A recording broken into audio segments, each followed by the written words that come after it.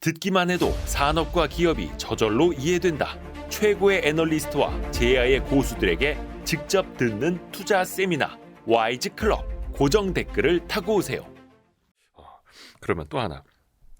이것도 이사님 어떻게 생각하실지 모르겠어요. 일각에서는 계속 그 얘기 나옵니다. 아까도 잠깐 말씀해 주신 건데 미국 주식 밸류에이션이 너무 비싸다 이제.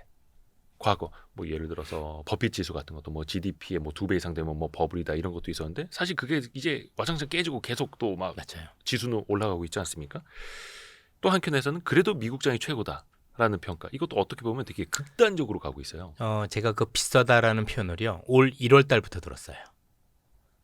올 1월 달부터 어떤 분석들이 있었냐면 네. 너무 7개 종목만 간다. M7. 특정 종목만 가서 했는데 비싸다라는 얘기를 1년 내내 하고 있는 것 같아요. 예. 왜 비싸지고 있는 데에 대한 원인은 잘 찾질 않는 것 같습니다. 비싸니까 언제든지 하락할 수 있다? 그럴 수도 있겠죠. 그런데 전체적으로 뭐 싸진 않죠. 확실히. 그렇죠?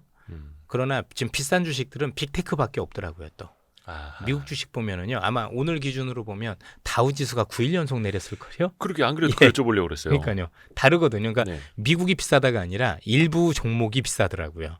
그래서 전체 비싼 게 아니라 우리가 그동안 미국 내에서 주도주라고 했던 기업들은 싸지는 않은 건 분명하죠. 네. 확실히 밸류에이션이 부담되는 데 대해서는 저도 이견은 없습니다. 그런데 미국이 더 가야 되는 건 맞다라고 저는 생각합니다. 두 얘기가 충돌을 하는데 전 두 얘기가 다 맞다라고 생각을 해요. 하나는 비싼데 그래서 미국이 안 될 거냐 그게 아니라 그래도 미국이 더 된다라고 보고 있는 거죠. 신기합니다. 그래서 어떻게 보면 한 올해 초 또 작년까지만 하더라도 미국의 뭐 물가 나올 때마다 고용지표 나올 때마다 이게 어떻게 되니 저떻게 되니 막 계속 봤었는데 이제는 거의 그거랑 둔감하게 나스닥은 2만 선 넘어섰고. 그게 문제예요. 그러니까 진짜 사야 될 때는 우리가 허튼 짓 하고 있었던 거잖아요.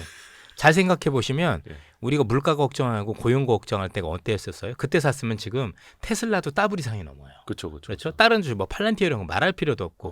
그러니까 우리가 다 잘못 배운 거예요. 궁극적으로는. 근데 지금 어이없게도 지금부터는 이제 연준에 더 신경 써야 되는데 연준을 별로 신경을 안 쓰세요. 지난번 연준은 사람들이 아예 신경을 안 썼었어요. 네네네. 그렇죠? 그 정도로 되게 거꾸로 움직이시는 경우가 너무 많다라고 생각을 하고 있습니다.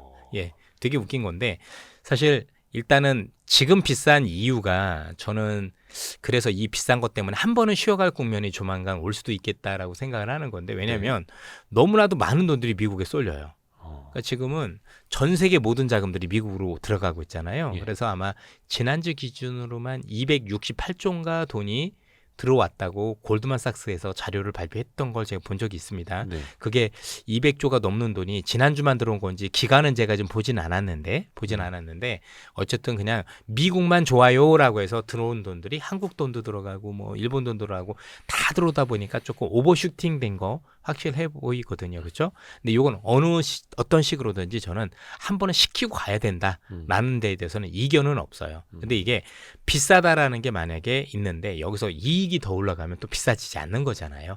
그렇죠. 그렇죠? 우린 그걸 따져봐야 되겠죠. 네네. 예, 분명한 건 지금까지 올라온 기업들이 비싼 건 맞는데 이익이 수반되지 않는 건 아니었다. 그러니까 거품은 아닌 거다라고 생각을 할 수가 있겠죠. 그러게요. 예. 근데 그 앞에서 말씀 잠깐 해주셨던 다우존스 산업 평균지수 그 30. 이 9거래일 연속 하락을 했습니다. 이게 1970년 이후 처음이라고 하는데 물론 이제 뭐 많이 빠진 것도 아니에요. 그냥 일수로 맞아요. 연속해서 예. 빠졌다라는 건데 이거는 그럼 어떤 상징을 하는 걸까요? 그게 결국 미국 경제죠.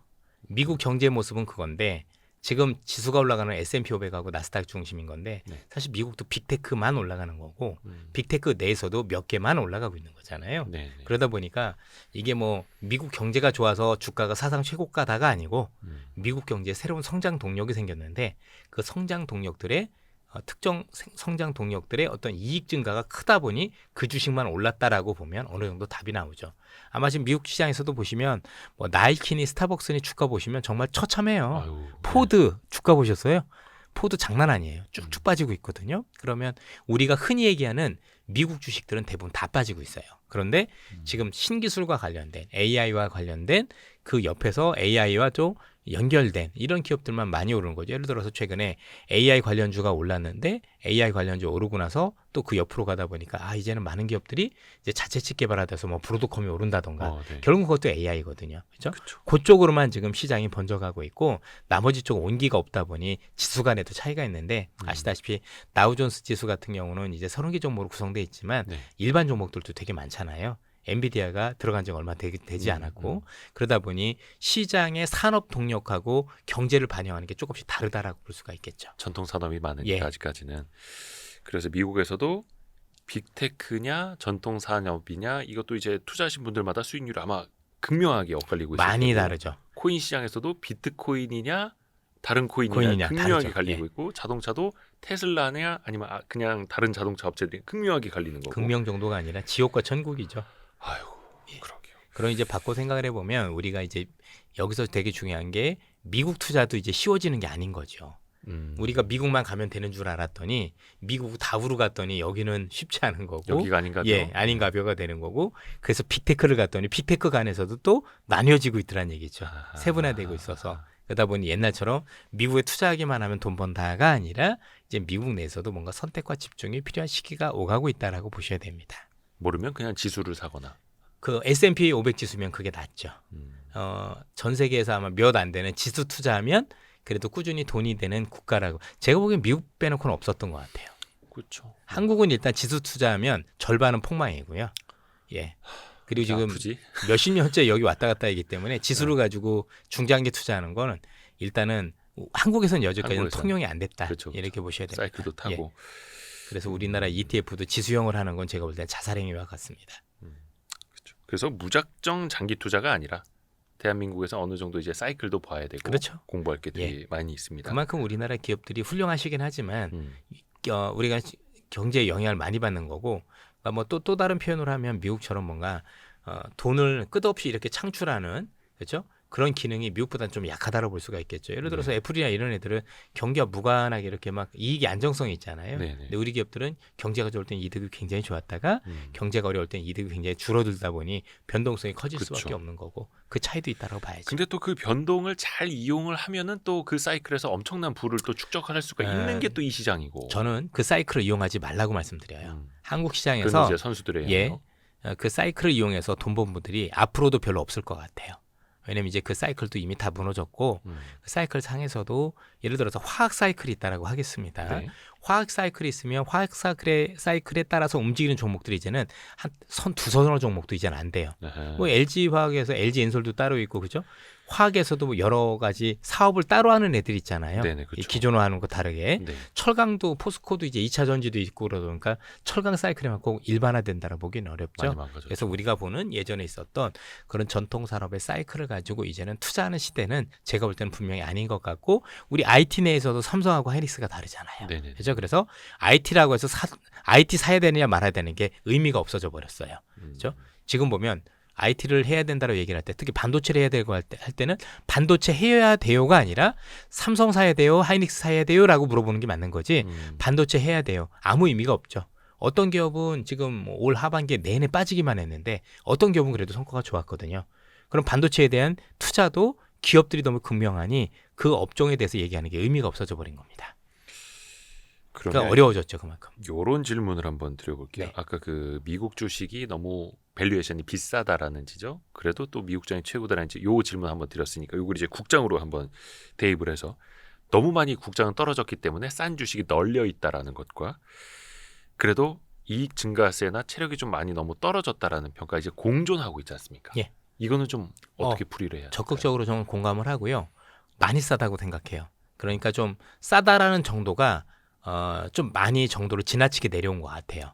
그래서 최근에 우리 주식이 미국 시장이 좀 약간 흔들림에도 아니면 이런 우리가 아는 탄핵 전국에도 덜 빠지고 있는 이유 중에 하나라고 생각을 하는데 극단적으로 2008년 금융위기 때보다도 싸요. 그렇게 생각을 하면 이게 지금 모멘텀이 없어서 그렇지 어떤 그 올라가서 한번 모멘텀이 생기면 요거는 100% 아니더라도 일정 부분 제자리를 찾아가거든요. 그래서 종목별로 보더라도 시장을 보더라도 뭐 빠져도 지하 2층도 있고 3층도 있고 그런 얘기도 맞는데 지금 한 지하 한 5층까지 온 것 같아요. 그러니까 바닥은 아니고 지하 5층까지 온 것 같아요. 진짜로. 예. 그러다 보니 적극적으로 싸다라는 데 대해서 저는 충분히 공감을 하고 있고요. 예. 뭐 그게 일부 기업들의 어떤 그 여러 가지 문제점이 있다라는 것도 인식을 하는데 네. 그걸 다 감안해도 쌉니다. 음. 아마 그래서 그 관련 기업도 지금 너무 안 좋다고 했던 기업도 최근에 안 빠지고 있을 거요. 하여튼 뭐 옆에서 기군이 있더라고 하더라도 나름대로 안 좋은 뉴스 나와도 반응을 안 하는 거 보면 좀 극단적으로 좀 많이 싸져 있다 이렇게 볼 수가 있을 것 같습니다. 딱 그죠. 에휴, 이 값은 안 팔아. 그렇죠. 장롱에 넣어. 예, 뭐 이런. 예, 그냥 애들한테 주지 뭐 이럴 수도 있는 거죠, 그렇죠? 그러면 결국은 모멘텀이 좀 생겨야 되는데 결국 또 이제 이익 증가세가 좀 보여야 될 테고 어떻게 좀 보입니까? 내년엔 그래도 지금보다는 나쁘지 않을 거라고 생각을 해요. 예. 그리고 특히 중국의 경기 부양에 대한 효과가 우리한테는 뭐 많지는 않지만 네네. 저 이전쯤만큼 뭐 중국이 좋아진다고 우리가 좋아지는 그림은 아닌 건 맞는데 그래도 글로벌 공급 과잉을 해소하는 측면에서 놓고 보면 저는 모멘텀이 그래도 가능하다라고 생각을 하고 있는 편입니다. 그리고 이제 이거는 그냥 내러티브인데 역시 여전히 기대지만 최근에 미국의 빅테크들이 하고 있는 움직임들 자체가 저는 비상한 게 얘네들이 그러니까 브로드콤 자체가 움직인다라는 것 자체가 네. 이제는 기업들이 뭔가 비즈니스 모델을 만들기 위해서 움직이고 있다는 얘기하고도 같은 거거든요. 네.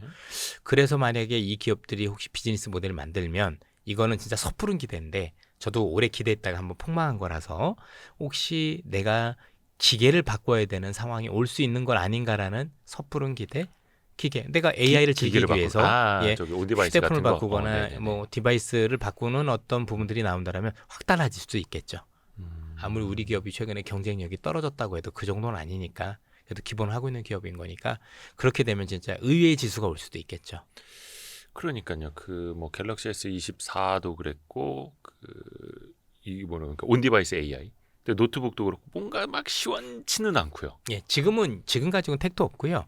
그리고 우리 기업들이 할 수 있는 건 아니에요. 우리 기업들은 기술력이 나와줘야 혜택을 받는 거니까 그러니까 기도해야 되겠죠. 그래서 정말 온 디바이스가 돼서 더 많은 어떤 디램이라든가 아니면 반도체 수요가 있을 수 있도록 기도를 해야죠. 예. 아니면 뭔가 이제 새로운 폼팩터가 나와서 소비 심리를 확 열어버리든지. 그렇죠. 일단 본인들이 할 수 있는 건 없죠. 그렇죠. 어차피 거기에 물건을 만들어주는 기업들인 거니까 본인들이 할 수 있다기보다는 그런 조건들이 형성되면 거기에 최적화돼서 물건을 팔면 되겠죠. 업종별로 몇 가지 한번 이제 연말이니까 체크를 네. 해볼까요? 그 반도체나 2차 전지는 그러니까 2차 전지는 올해 내내 안 좋았고 반도체는 하반기에 특히 안 좋았고 잘 올라가던 밸류업 그러니까 은행 지주사들도 거의 연말에 확 조정을 받고 있고 조선방사는 좀 조정을 좀 타고 있는 것 같고 전력기기는 뭐 거의 조정 받다가 내내 또 다시 좋아지고 있는 것 같고 많이 엇갈립니다. 어떻게 좀 큰 틀에서 막 뭐가 달라지는 움직임들이 있을까요? 그렇지는 않은 것 같고요. 최근에 이제 몇몇 업종들은 국내 정책이죠. 모멘텀이 있다가 그게 조금 완화된 부분들, 정책에 좀 힘이 딸린 부분들도 있겠지만 금융주들 같은 경우는 그것 말고도 국내 내수가 좀 더 안 좋아지는 부분도 반영을 했어요. 왜냐면 이제 오늘 하는 총재께서도 여러 가지 발언을 했지만 오늘 나온 얘기 중에서 기자들 질문도 그렇지만 빅컷 얘기가 0.25가 아니라 0.5 얘기 이런 얘기들도 나왔거든요. 그러면 그 얘기인즉슨 실제 할지 안 할지는 알 수는 없으나 이번에 정치적 불확실성 때문에 우리 내수가 대단히 안 좋아졌다는 얘기가 될 수 있는 거니까. 내수가 안 좋은데 더 안 좋아진. 예, 안 좋아지는데 더 안 좋아지면 실제 나가보면 제가 봐도 다른 업종도 그렇지만 지금 제일 힘드신 분들은 자영업자분들이세요. 그렇죠. 일단 일반 직장인들은 직장을 다니고 있기 때문에 뭐 쉽진 않지만 그래도 뭐하지만 이분들은 진짜 제가 볼 때는 와 정말 너무 안타깝다 싶을 정도로 많이 어려워지신 것 같아요. 그래서 저도 이번에 이제 오늘 후배들하고도 이제 약속이 있고 그러지만 일부러 취소 안 했어요. 다음에 할까 했는데 연초에 하자라는 걸 지금도 하고 연초도 하자. 왜냐하면 저도 돈을 쓰고 그분들도 그로 인해서 일어섰으면 하는 바람 때문에 그래요. 왜냐면 이제 어제 신문에가 나온 것 같아요. 연말에 회식 취소하지 마십시다. 그쵸. 저는 그거 맞다고 생각해요. 그래서 우리가 뭐 작은 힘이겠지만 어쨌든 간에 이런 걸 통해서 같이 살고자 하는 부분들이 있을 건데 당연히 그 국내 이런 걸로 해서 내수가 안 좋아지면은요. 금리도 더 떨어지면서 금융주들도 이익이 떨어져요. 그렇죠? 저는 그래서 팔았을 가능성도 높지 않았을까. 왜냐면 이제 단순 밸류업의 동력 와카론 팔았다 그러면 좀 애매했던 게 뭐냐면 현재 있는 그 밸류업을 하는 기업들이 내년 내후년에 어떻게 하겠다는 거지 공시를 했거든요. 그렇죠. 이 공시를 했으면 그걸 지켜야 되는데 과연 이렇다고 해서 공시를 안 지킬 거냐에 대한 고민이 있어서 그건 좀 봐야 되겠지만 그래서 일부는 그것도 맞는 것 같고 대신에 국내 경기 특히 내수가 좀 어려워지는 부분들도 반영해서 그 업종만 팔았던 것 같다라고 생각을 하고 있습니다. 그렇죠. 그래도 또 큰 조정은 또 어느 정도 마무리 돼가고 그렇죠. 있는 것 같고 예, 은행 예. 지주사들 상당 부분 필두로 했을 반영을 때. 했죠. 예. 또 왜냐면 또 떨어지게 되면은 배당의 메리트가 또 반대로 또 올라가 그렇죠. 버리잖아요. 그래서 지금 업종 얘기를 주셨지만 지금은 특정 업종이 좋다 나쁘다 할 수 있는 시기는 아닌 것 같고 최소한 연말을 좀 지나서 일단 트럼프의 취임이 전 되게 중요하다고 생각을 해요. 예, 예. 이 취임을 전후로 해서 각국이 그러니까 왜냐하면 트럼프가 이제는 진짜 대통령이 되면서 이제는 본격적으로 자기 색을 드러낼 거 아니에요. 그렇죠? 거기에 맞춰서 호황제가 되는 기업들이 나오기 시작을 할 것 같아서 어차피 한국 시장에 있는 주도주는 미국이 정책을 또 중국이 정책을 어떻게 갖춰가느냐에 최적화된 주식밖에 없었었어요. 최근까지. 네. 신기술 빼놓고는 그런 점에서 놓고 보면 우리 트럼프라는 사람이 들어와서 진짜 하고자 하는 목적이 선명하게 드러날 건데 거기에 최적화된 기업들이 있다면 지수와 무관하게 갈 것 같아요. 그래서 그거는 업종이 아닐 것 같고 지수도 아니고 업종도 아니고 기업별로. 기업별로 다르죠. 아니 뭐 방산이라고 다 똑같은 기업이 아닌 거고 앞서도 말씀드렸지만 반도체 삼성은 지금 먹여줘도 혼자 못 먹는 거잖아요. 그죠? 예. 아니 뭐 만들어주면 내가 다 맡기겠다는데 본인들이 기술이 안 되는 거잖아요. 그러니까 뭘 업종을 얘기할 필요가 없는 거죠. 뭐. 그래서 저도 반도체 업종 물어볼 때마다 업종이라 물어보지 마세요라고 말씀드립니다. 물론 저희가 특정 기업을 얘기할 수 없기 때문에 말씀을 드릴 수도 없지만 얘기할 수가 없는 거죠. 그러게요. 왜냐면 저도 거의 뭐 한 달에 한 번씩 이사님한테 거의 섹터나 업종 이런 걸 이제 막 체크하고 동향 파악을 하고 왔었는데 어떻게 보면 더 이제는 기업에 집중을 해야 하는. 그렇죠. 예.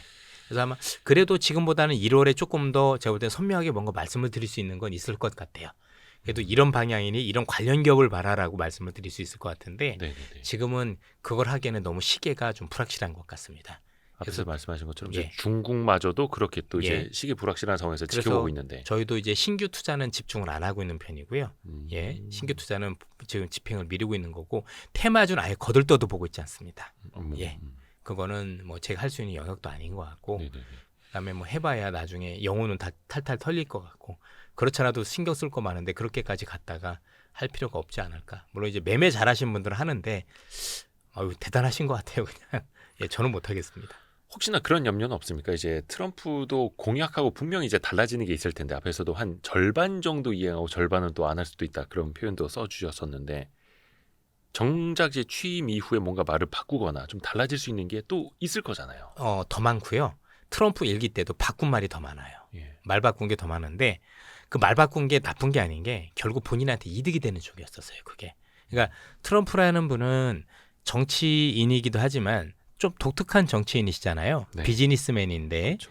그 비즈니스맨에서 제일 중요한 건 나한테 이득이 돼야 되는 건데 정책을 쓰긴 쓰더라고요. 내가 그래도 공약을 했으니까 내는데 그 내는 공약 자체가 실행을 해봤더니 내 생각하고 다르다 그러면 그 정책을 바꿔요.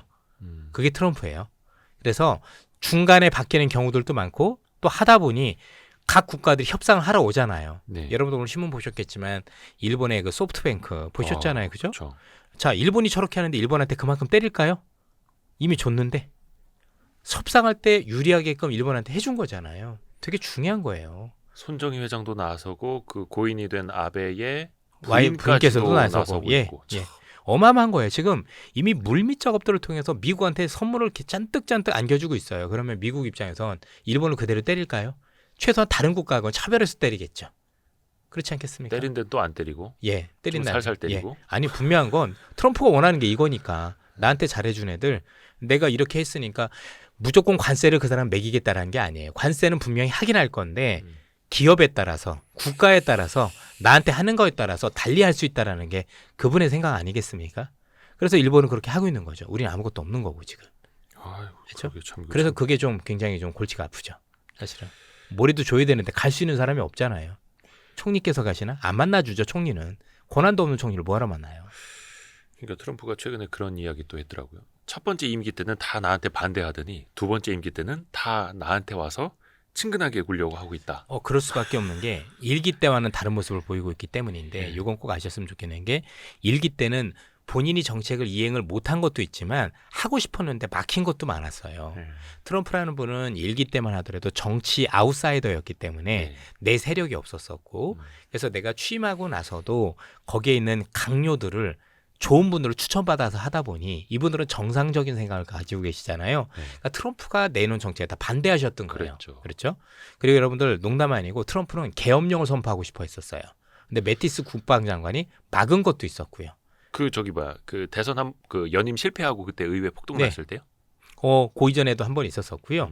장난 아니었어요. 여러분들이 생각했던 것보다 만약에 트럼프가 되면 나중에 그럴 수도 있어요. 진짜로. 예. 근데 그 얘기를 본인이 하고 다녀요. 그렇기 때문에 이번에는 오로지 하나예요. 다 필요 없고 오로지 내가 시킨 거 그대로 할 사람. 내가 할 사람. 그러니까 시장에선 떨죠. 이거 봐. 지난번에는 트럼프가 얘기를 해도 막아줄 수 있는 내각이 있었고 그다음에 의회가 있었는데 의회도 예편, 그다음에 내각도 예편. 그럼 어때요? 트럼프 말에 더 힘이 실리는 거죠. 그쵸. 그러니까 옛날보다 더 많이 무서워진 거예요. 그러니까 이 무서움을 낮출 수 있는 유일한 방안은 내가 먼저 가서 바치는 거죠. 그렇죠? 이 정도 해주면 안 될까요? 이 정도 해주면 저희는 조금 덜 해주시면 안 될까요? 라고 하는 게 외교 협상이 되는 거고 그게 트럼프의 무서움이죠. 뭐.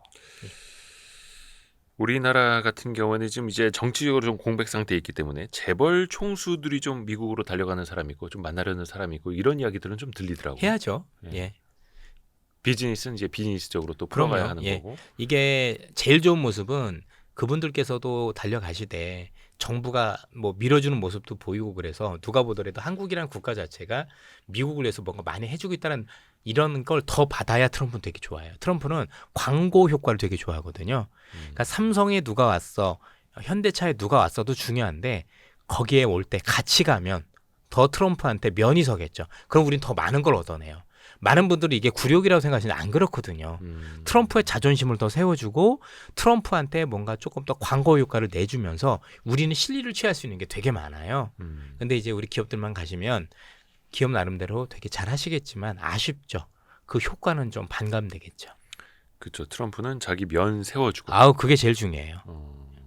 근데 또 사실 그 면이 서는 게 또 본인이 어떤 유치하는 그런 투자 자금 예. 또 이렇게 또 면이 그런 서는 것들도 거고, 있을 그 사람은. 거지만 어쨌든 국민들이 볼 때는 와 역시 트럼프 잘 뽑았어. 이게 제일 중요하거든요. 이제 1기 때 했으니까 2기 때는 역사적으로 길이 남으시고 싶은 대통령이 되는 게 트럼프의 꿈 아닙니까?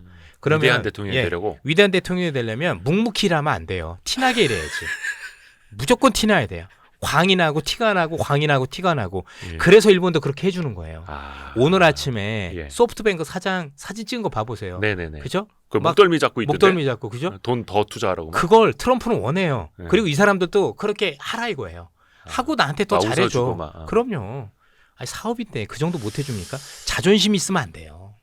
이번에 그 손정희 회장하고 같이 그 인터뷰하는 장면 보고 느낀 게 되게 많았습니다. 손정희 회장 되게 이제 여우 같고 손 마사요시 정말 여우 같고 트럼프가 옆에서 투자 더 하라고 그러니까 그럴까? 뭐 그러니까요. 나도 긍정적으로 생각해볼게 옛날에 또 이러고 있고. 아베라는 분이 별명이 트럼프 스푸들이었었잖아요. 트럼프의 푸들. 예, 많은 사람들을 조롱을 했지만 여러분들 생각을 해보세요.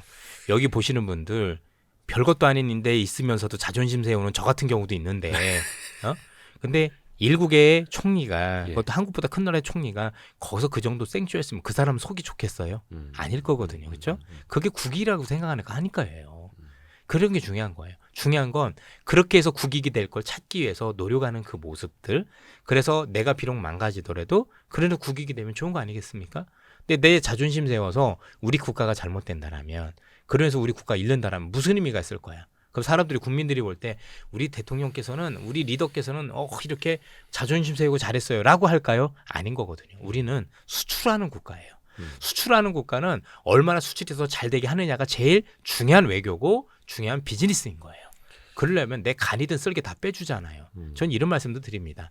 지금 직장 다니신 분들 안 입고 온 거 많지만 윗분들한테 싫어도 계속 하잖아요. 그렇죠? 네네. 좋은 척 하잖아요. 여기도 똑같은 거예요. 그냥 그렇게 생각하세요. 본인도 직장에서 그러고 있으면서 일국의 리더들한테 왜 그러면 안 된다고 얘기를 하십니까?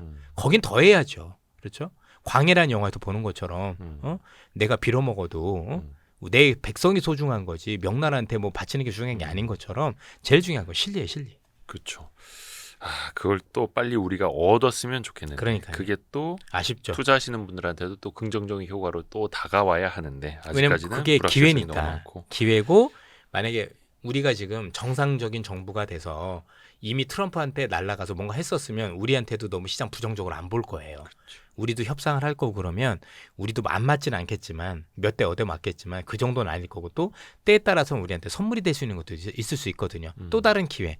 항상 트럼프가 됐든 누가 됐든 바뀌면 악재만 있는 건 아니에요. 기회도 공존하기 때문에 중요한 건 그 기회가 우리가 있기 위해서는 외교가 잘 돼야 된다는 거죠. 그게 아쉬움이 있죠. 다음 월간 이선협은 2025년입니다. 그러네요. 2025년 1월호는 그러면 트럼프 취임 전에 하는 게 나을까요? 후에 하는 게 나을까요? 20일인데. 취임식 하고 한 2, 3일 뒤에 하는 게 낫겠죠. 왜냐면 1월 말쯤에. 첫 번째 행정명령이 나올 거니까요. 그게 첫 번째, 두 번째, 세 번째 반드시 나오거든요. 그러면 정확한 의도를 더 잘할 수 있어요. 그 이전엔 지금 이렇게 하겠다 저렇게 하겠다 그러는데 요것만 가지고 시가를 100% 읽기가 어려운데 내가 딱 첫 번째, 두 번째, 세 번째라는 게 가장 상징적인 거지 않습니까? 그럼 방법도 협상 방법도 하고자 하는 의도도 정확하게 할 수 있으니까 그때 보면 많은 기회가 좀 있을 거라 생각합니다. 또 트럼프는 본인이 취임하자마자 뭐 첫날에 뭐 그러니까요. 하고 일주일 안에 뭐 이것도 엄청 얘기를 해놨기 얘기하고 때문에 있으니까. 예. 그럼 한 1월 한 23일 예. 뭐 요즘 한번 예, 또 좋습니다. 우리가 하면 좋을 예. 것 같습니다. 그리고 12월 26일 목요일에 드디어 우리 이선엽 이사님이 와이즈 클럽에 등판하신다는 거. 요건 이제 고정 댓글 참고하시길 또 바라겠습니다. 또 와이즈 클럽 때도 예. 부탁드리겠습니다. 알겠습니다. 감사합니다, 이사님. 고맙습니다. 감사합니다. 예. 고생했습니다.